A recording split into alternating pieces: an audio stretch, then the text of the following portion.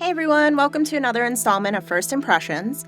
I want to share my first impression of the video game Child of Light with you guys. This is not a review of the game, but just my initial thoughts about it as I begin playing through the adventure. Okay, so just so you have an idea where I'm at in the adventure, I'm about a third of the way through the game. I'm fairly certain I played for 3 hours without blinking. This is my very first RPG. Yay! And because I'm so new at video games in general, Ren thought that Child of Light would be a good introduction to the world of role-playing games. It's not too long of a game, but still has a lot of things to do.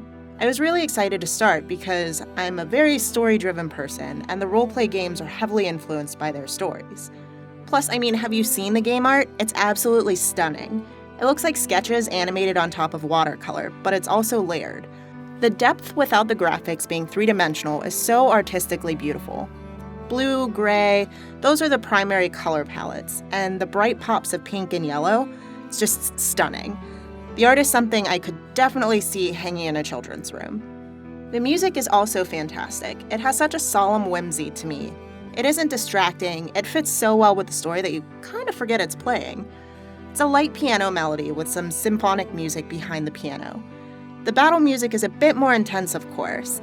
The part that I'm slightly obsessed with is the sound her feet make when she walks.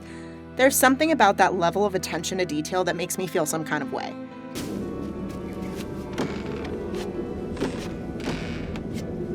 The dialogue is all done in rhyme, which I think adds a lot of charm to the characters. The story itself is well put together so far.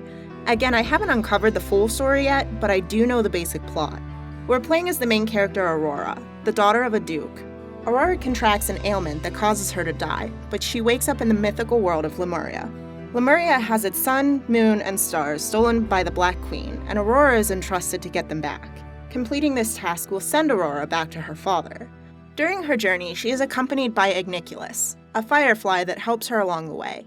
Now, I haven't gotten too far into the story, but I'm completely hooked. Igniculus is quite a sassy firefly with witty remarks and oftentimes helpful hints. He is a great asset, and he can help heal the health of whomever he flies over. He also has very useful purpose of providing light in darker locations, and reaching items that Aurora can't get to. He's kind of like a sidekick I would die without. There are also friends that join the journey along the way. They are mostly characters that Aurora is going to help. First, she comes to find Rubella. She's a jester who's looking for her brother. She is a great asset to the team because of her magic and skills are for healing. I do think it's a funny character trait that Rubella purposefully breaks her rhyme scheme, and it drives Igniculus crazy.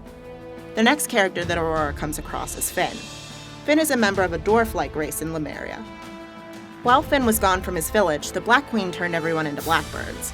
Aurora helps Finn turn them back into themselves, and after the side quest is completed, Finn joins the crew. His magic and skills are based in the elements. The last member of the group that I've picked up so far is Nora. Nora is Aurora's stepsister. She's helping Aurora find the mirror that can lead them back home. Her specialties are mainly based in changing the speed of attacks. She has a lull spell, a quicken spell, petrify that stops the attacker completely, and a few other attacks that she can use. I can't wait to see who else we find. Now with the gameplay, there is certainly a lot more to keep in mind than there was for platformer games. Throughout the journey, we collect potions, gems, and other items, as well as gain skills and experience. One of the neat things to collect are oculi. After so many different types of oculi are collected, they can be combined into different power-up crystals. These can make attacks based on certain elements stronger. It's a pretty cool thing in the game. Now I know for people who are gamers this doesn't sound like much, but I've never had to constantly check on so many things. It is rather embarrassing to die when you have a health potion in your inventory, but you just forget to use it. I only did that once or twice before I got used to checking my inventory and making sure I'm actually using the items that I have, updating my skills, and equipping the oculi I have acquired. I think my favorite part about the RPG as opposed to the platformer games is the adventure. I can roam around the map and explore, finding treasures and prizes, things that I can use later. I also really like the way that the battles are set up. It doesn't happen in real time, so I have time to look at my skills and inventory to strategize how to beat the enemy. But one thing I learned about these battles, and not all RPGs offer this feature, is the time bar at the bottom of the screen during battles. It lets me see who is faster or slower and where I fall in the lineup of attacks. This way I can see if I should attack, who I should attack, or if I should defend myself. I think this is extremely helpful for a first-time roleplay gamer.